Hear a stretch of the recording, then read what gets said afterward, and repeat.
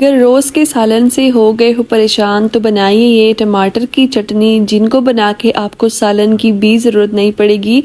अगर आप लोग ये चटनी बनाएंगे, आपने ना सालन बिल्कुल भूल जाना है, उसको नहीं बनाना, क्योंकि इसकी इतनी परफेक्ट रेसिपी है और इतना परफेक्ट टेस्ट होगा कि आपको सालन की ज़रूरत नहीं पड़ेगी।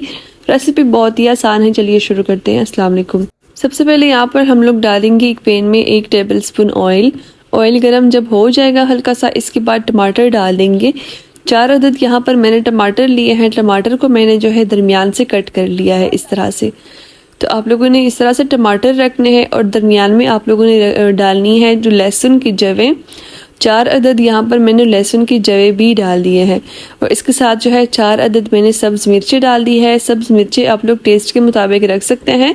अगर आपको थोड़ा ज़्यादा स्पाइसी पसंद है तो फिर आप लोग क्वांटिटी थोड़ी सी ज़्यादा कर लें।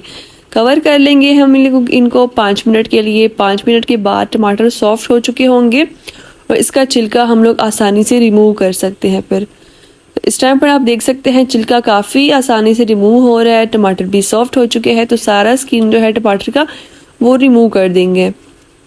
इसके बाद दूसरे साइड से हम लोग इनको चेंज करेंगे साइड इसका, और दूसरे साइड से भी थोड़ा सा हम लोग इसको सेक लेंगे।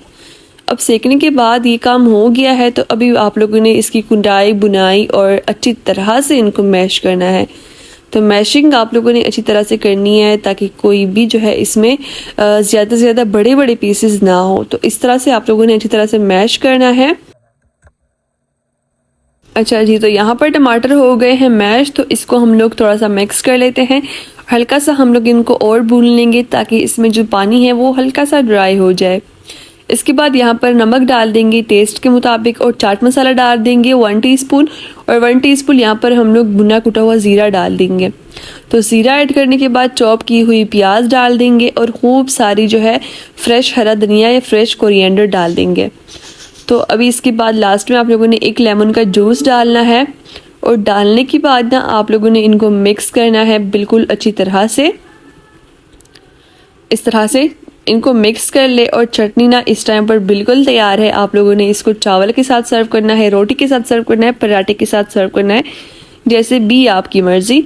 यहाँ पर चटनी बिल्कुल रेडी है। रेसिपी अच्छी लगी तो लाइक करना मत भूलिएगा, चैनल को सब्सक्राइब करना भी मत भूलिएगा।